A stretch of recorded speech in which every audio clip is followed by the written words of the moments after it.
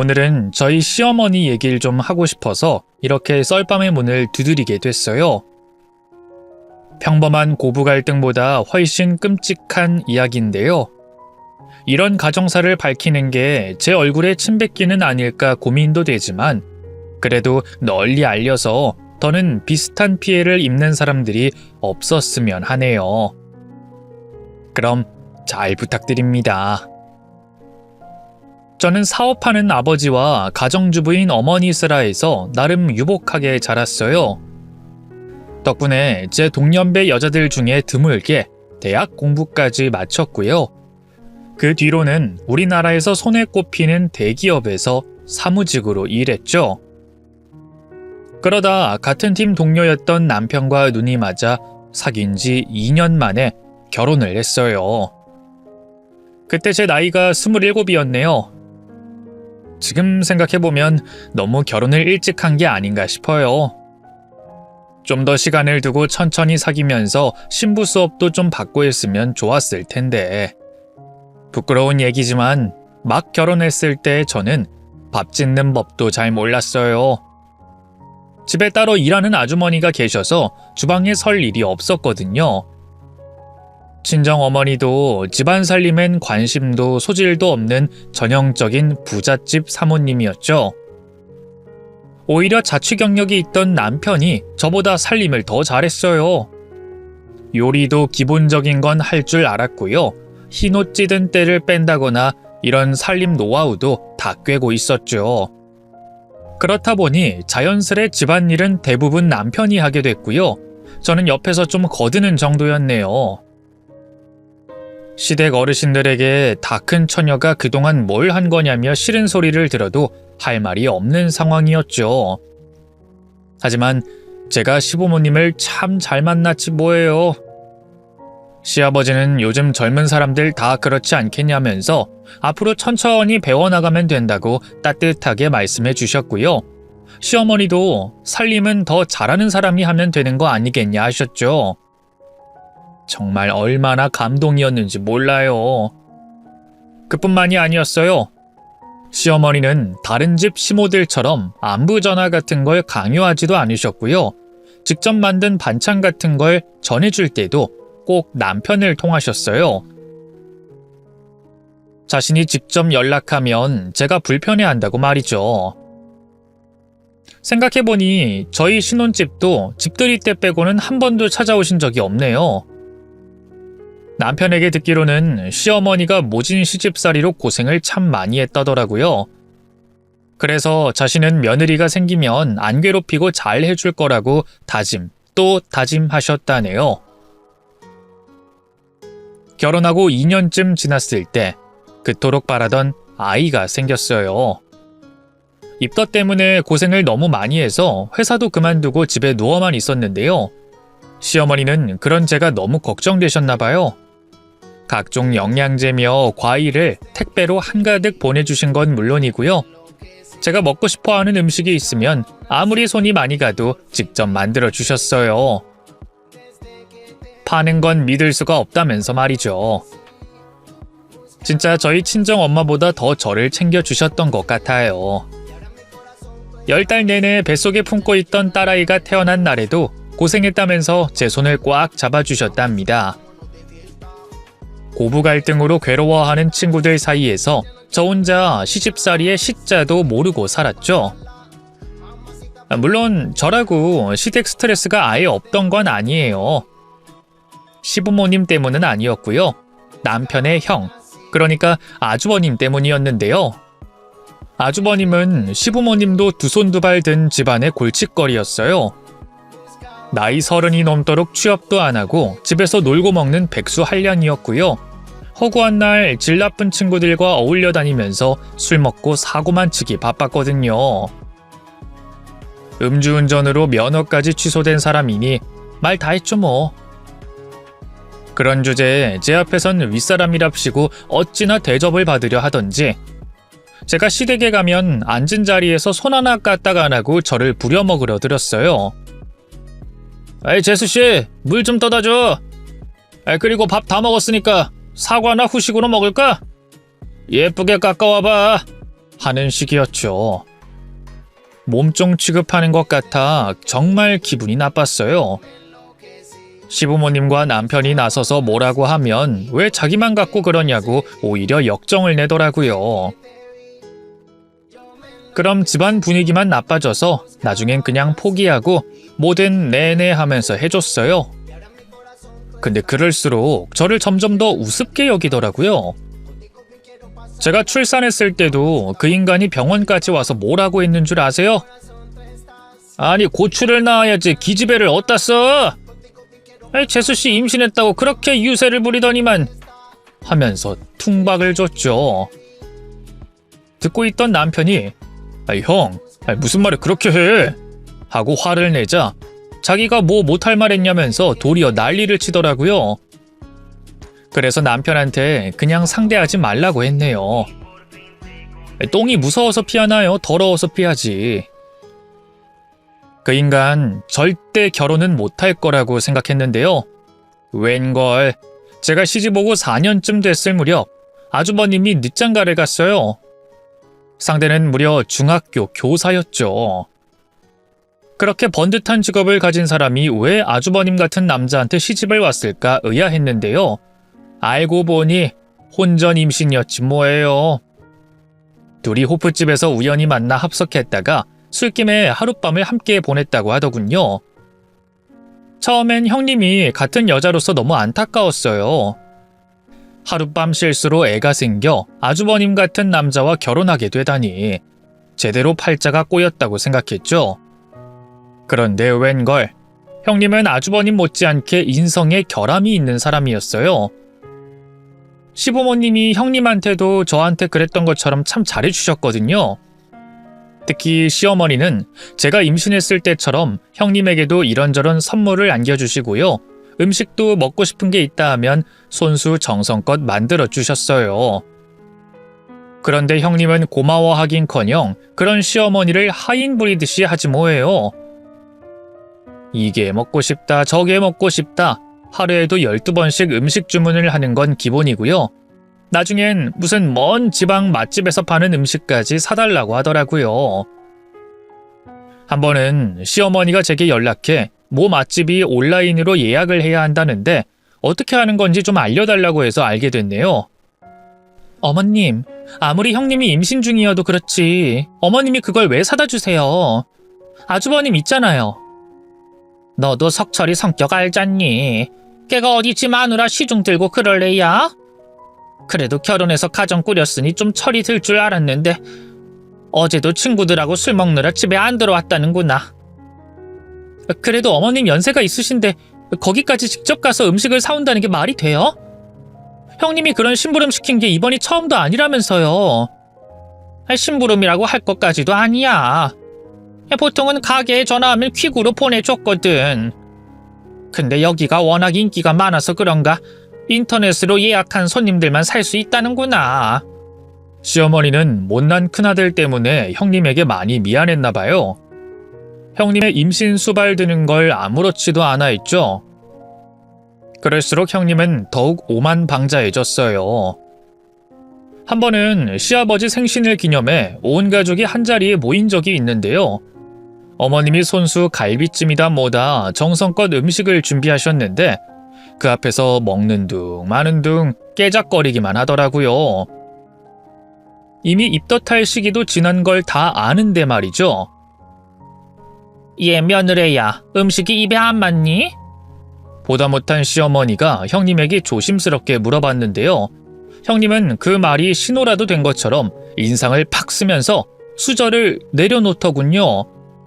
네, 제가 음식 간 좀 세게 하지 말아달라고 부탁드렸잖아요.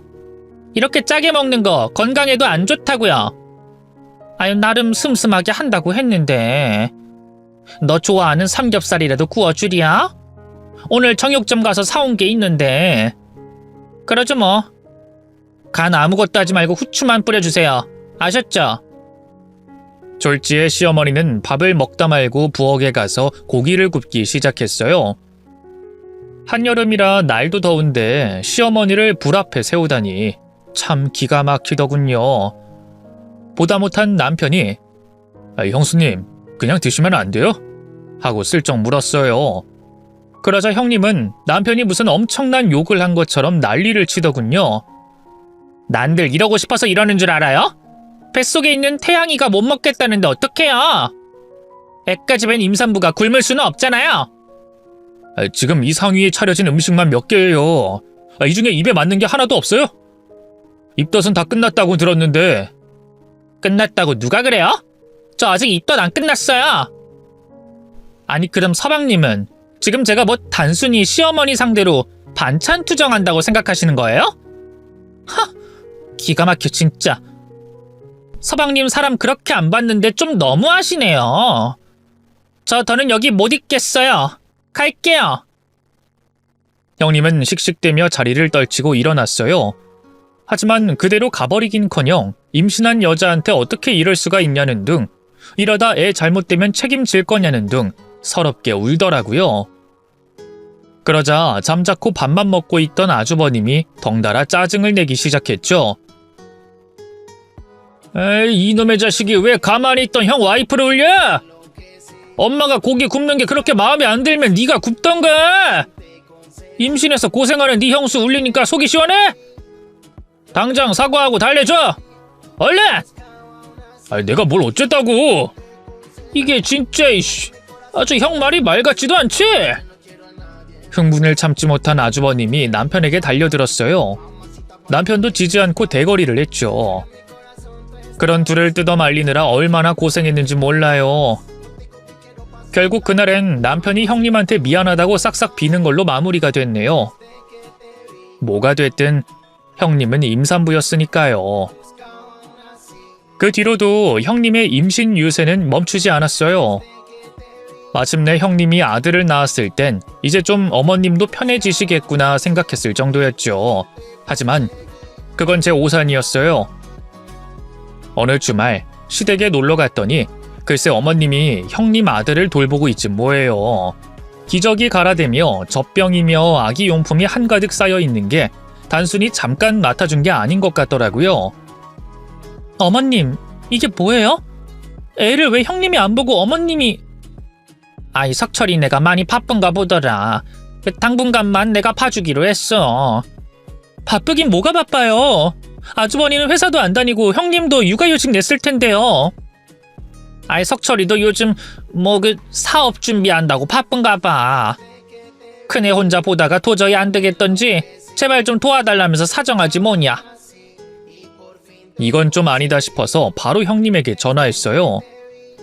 알고 보니 형님은 산후조리원을 나온 지 한 달도 안 돼 아이를 시댁으로 보내버렸더군요.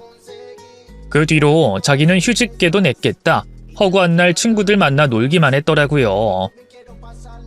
SNS 사진을 보니 바다에 펜션에 고급 레스토랑에 아주 난리도 아니더군요. 형님, 지금 잠깐 통화 가능하세요? 동서가 웬일이야? 지금 어머님 집에 잠깐 왔는데 어머님 혼자 형곤이를 보고 있더라고요. 아, 내가 부탁 좀 드렸어. 왜? 이건 좀 아니지 않나요? 어머님 가뜩이나 손목이랑 허리도 안 좋으신데 형님 아인데 형님이 돌봐야죠. 참나, 지금 교사인 나를 가르치려고 드는 거야? 내가 뭐 어머님한테 억지로 떠맡긴 줄 알아? 육아 때문에 힘들다 하니까 어머님이 먼저 도와주겠다고 얘기 꺼내신 거라고. 이건 단순히 돕는 정도가 아니잖아요. 그냥 어머님 혼자 보는 거죠. 아이 진짜, 남도 아니고 친손주인데 그럴 수도 있는 거지. 그이도 허구한 날 친구들하고 술이나 처먹고 다니면서 육아는 나 몰라라 하는데 왜 나한테만 그래? 내가 뭐가 아쉬워서 혼자 독방 육아를 해야 하냐고? 나 바쁘니까 이딴 소리만 할 거면 그냥 끊을게. 형님은 제 대답은 듣지도 않고 전화를 끊어버렸어요. 차단해버렸는지 그 뒤로 제 연락은 받지도 않더라고요. 뭐 이런 사람이 다 있나 황당했네요. 남편에게도 얘기해서 형님과 아주버님한테 단단히 주의를 줄까 고민도 했는데요. 둘 다 성격이 보통이 아니라 아랫사람인 저희들이 말한다고 들을 것 같지 않더라고요. 무엇보다 당사자인 시어머니가 다 괜찮다고만 하시는 상태였으니까요. 결국 저와 남편은 형님 문제에서 한 발짝 물러설 수밖에 없었어요.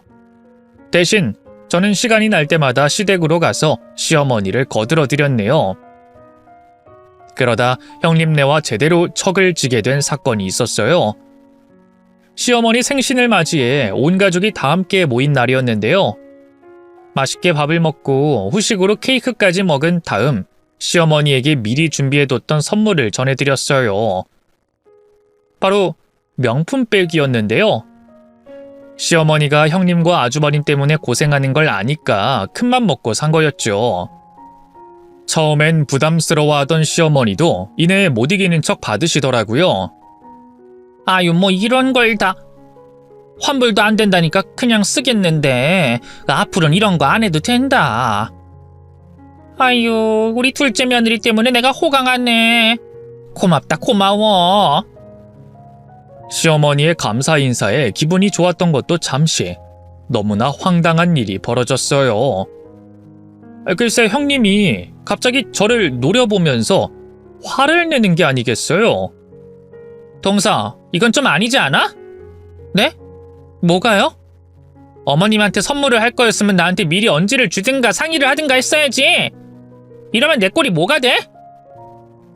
어차피 아주버님과 형님은 시부모님 생신에 작은 선물 한 번 한 적이 없었거든요.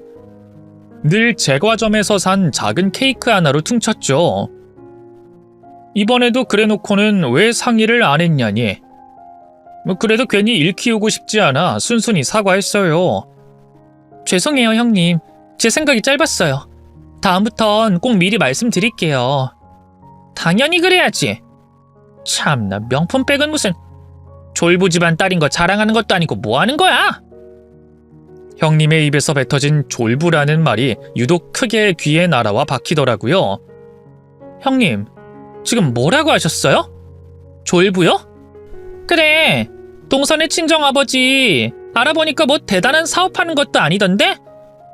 그냥 중국에서 싸구려 부품 떼다 비싸게 팔아먹어서 큰돈 번 거잖아. 그게 졸부지 뭐야. 다른 건 몰라도 저희 부모님을 모욕하는 건 참을 수가 없더라고요. 그래서 씩씩대며 대거리를 했죠. 지금 말 다 했어요? 저희 아버지한테 졸부라뇨? 제가 형님네 부모님한테 시골에서 농사나 짓는 가난뱅이라고 하면 좋아요? 똑같이 되돌려준 것뿐인데 형님의 얼굴이 분노로 파리해졌어요. 뭐야? 농사나 짓는 가난뱅이? 동서, 지금 말 다 했어? 미친 거 아니야? 있는 거라곤 돈밖에 없는 천박한 집안에서 태어난 주제. 내가 중학교 교사야, 알아? 그냥 집에서 살림만 하는 동서랑은 차원이 다르게 똑똑한 여자라고? 그렇게 대단하신 분이 남의 부모 욕을 해요? 그거 못 배워먹은 사람들이나 하는 짓이에요. 감히 누구한테 못 배워먹었대? 형님은 발작하는 것처럼 자리에서 벌떡 일어났어요. 그리고 제게 달려들어 머리채를 붙잡고 마구 흔들기 시작했죠. 여자가 무슨 힘이 그렇게 센지 차마 반항도 할 수가 없더라고요.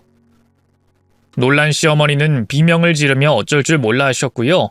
시어머니와 남편이 허겁지겁 다가와 형님을 떼어냈죠. 정말 아수라장이 따로 없었어요. 무슨 정신으로 집에 돌아왔는지도 모르겠네요. 그날 이후 저는 아주버님네와 아예 인연을 끊었어요. 일이 있어 시댁에 모일 때도 아주버님네가 없는 시간을 피해서 갔고요.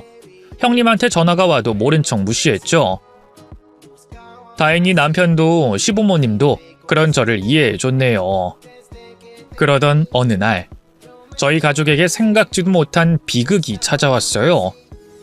바로 시아버지가 교통사고로 갑작스럽게 세상을 떠나신 거였죠. 그렇게 황망하게 가버리실 줄은 몰랐던지라 어찌나 가슴이 아프던지요. 슬픔을 지울 새도 없이 장례식을 준비하고 문상객들을 맞이했네요. 오랜만에 본 아주버님과 형님은 여전했어요. 시아버지가 돌아가신 걸 슬퍼하나 싶던 것도 잠시, 곧 자기들 앞으로 떨어질 유산이 얼마인지 계산하느라 바쁘더군요. 못 본 사이 아주버님이 사업병이 단단히 걸렸더라고요. 유통 관련 회사를 차려 대박 낼 거라는 꿈에 부풀어 있더군요. 안 그래도 사업 자금이 모자랐는데 잘 됐어. 아버지 보험금이랑 유산 땡겨받으면 어떻게든 될 것 같아. 보험금은 수익자가 어머님 앞으로 되어 있는 거 아니야? 나 사업할 거니까 돈 좀 보태달라고 말씀드렸지. 주시겠대? 아이 그럼 우리 엄마 천사인 거 알잖아. 보험금 같은 건 어떻게 되든 상관없다고. 나오면 다 나 쓰래. 둘이서 희희낙낙 그렇게 속살거리는데 정말 미친 것 같더라고요. 그래도 자식된 도리가 있는 건데 시아버지 장례식장에서 이게 뭐하는 짓인가 싶었죠. 하지만 뭐라고 해봤자 싸움만 난다는 걸 알기에 그냥 모른 척했어요. 혹시라도 남편이 들을까봐 두 사람한테 가까이 가지 못하게 막았고요. 한편으로는 와주신 문상객분들을 열심히 대접했네요. 다행히 장례식은 별탈 없이 무사히 마무리됐어요. 혼자 되신 시어머니가 마음에 걸려 저희가 모시겠다고 말씀드려봤는데요. 시어머니는 말만으로도 고맙다면서 거절하셨어요. 아직 청정한데 벌써부터 자식들한테 패 끼치고 싶지 않구나. 식구들끼리 한 집에서 사는 게 어떻게 패예요, 어머님. 아니다. 난 혼자 지내도 괜찮아. 몸도 멀쩡한데 뭘. 아직은 너희 시아버지랑 둘이 지내던 이 집을 지키고 싶구나. 시어머니의 뜻이 워낙 완강해서 더는 얘기를 꺼낼 수가 없더라고요. 대신 주말마다 남편 그리고 딸과 같이 시댁을 자주 찾았네요. 아무래도 그 큰 집에서 혼자 지내는 시어머니가 마음에 걸려서 말이죠. 그런데 웬걸 시어머니의 나홀로 생활은 그렇게 길지 않았어요. 한 2년쯤 지났을 무렵 시어머니가 아주버님네 집으로 들어가게 된 거였죠. 알고 보니 아주버님이 야심차게 시작했던 사업이 제대로 망해버렸지 뭐예요. 대박이 나긴커녕 빚만 1억이 넘게 생겼다고 하더군요. 아주버님은 급한 마음에 시어머니에게 나중에 물려받을 유산을 미리 떼어달라고 했나봐요. 몰랐는데 심지어 저희 부부에게 가야 할 몫까지 탐냈다고 하더군요. 근데 시어머니가 그건 절대 안 된다고 했고요. 아주버님은 그럼 집이라도 팔아서 돈을 더 마련해달라고 떼를 썼죠. 결국 시어머니는 하나뿐인 집을 팔고 아주버님네 집으로 들어가게 됐어요. 그때 저는 이런 사정은 까맣게 몰랐고요. 그냥 시어머니가 시아버지 떠나보내시고 외로워서 형님네로 들어가는구나 했네요. 참 바보 같았죠. 시어머니가 아주버님네와 살림을 합친 뒤로 예전처럼 자주 찾아뵐 수는 없게 됐어요. 그때까지도 형님과 불편한 사이였으니까요. 대신 일부러라도 더 자주자주 전화를 드렸어요. 아주버님과 형님 성격을 알기에 혹시라도 시어머니가 함께 지내면서 힘들지 않을까 싶어서 말이죠. 하지만 전화를 드릴 때마다 시어머니는 잘 지내고 있다며 저를 안심시켰어요. 그냥 나 혼자 지낼 때랑 똑같아. 석철이 요즘 또 새 사업 시작한 거 알지? 일이 바빠서 그런가 집에 잘 들어오지도 않지 뭐냐. 큰 며느리도 다시 학교 나가기 시작해서 정신없고 형곤이도 그 어린 게 학원이다 뭐다 바쁘고 식구들끼리 얼굴 보기도 힘들단다. 외롭진 않으세요? 제가 사람들 없을 때 놀러 갈까요? 아이 됐다. 너 큰 며느리랑 아직도 불편하잖니. 괜찮으니까 내 걱정은 하지 마렴. 잘 지내신다는 시어머니의 말을 철석같이 믿었어요. 그런데 어느 순간부터 시어머니와 연락이 잘 되지 않더라고요. 어쩔 수 없이 형님 통해 물어보니 시어머니가 핸드폰을 없앴다 하더군요. 쓸 일도 없는데 돈만 나가는 게 아까워서 그냥 해지했다고요. 제가 대신 통신비를 내드리겠다고 해도 극구 사양하시더라고요. 결국 시어머니와 연락하려면 형님이나 아주버님을 통하는 수밖에 없었어요. 그게 불편해서 자연스럽게 전화도 옛날만큼 걸지 못하게 됐죠. 그렇게 한 1년 반 정도 지났을까요? 문득 달력을 보니 시어머니 생신이 얼마 남지 않았더라고요. 그동안 너무 시어머니에게 소홀했던 것 같아 죄책감이 들더군요. 그래서 오랜만에 형님에게 연락을 했어요. 짧게 안부 인사를 나눈 뒤 시어머니를 바꿔달라고 하자 웬걸 갑자기 형님 목소리가 날카로워지더군요. 어머님은 왜? 직접 뵌